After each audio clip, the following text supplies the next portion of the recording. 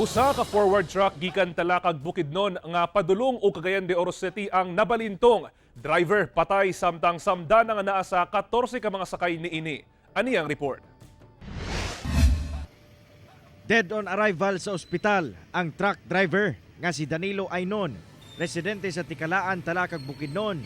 Human nga mabalintong ang iyang gimanehong truck. Gawas sa nabalintong nga truck, daghang sakyanan sab ang nadanyos. Human nga madamay sa aksidente. Gani nangayabo sab ang kargang mais sa mong truck og nagpasad sa kadalanan. Sigon sa investigasyon sa kapulisan, gikan sa Talakag Bukidnon ang mong truck ug padulong sa Carmen Public Market sa Cagayan de Oro City diyang hitabo ang aksidente. Sa dihang nagsubay sila riha dalan sa Uruham, kanang medyo bahada na.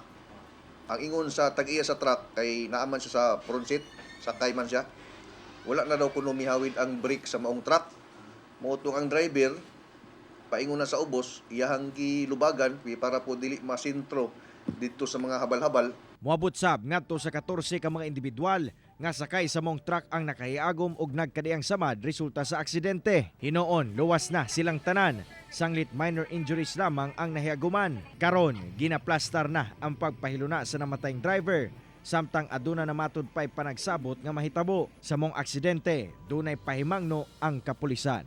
Ako lang advice sa mga driver, biyahidor, kung mahimo, i-double check perminti ang ilahang brake, ang ilahang sakyanan. Kung naay mga problema, dili na lang yun ipadagan para malikayan ang disgrasya. Kauban si Makoy Simpron sa kamera. Ako, si Cyril Chavez para sa At Home with GMA Regional TV.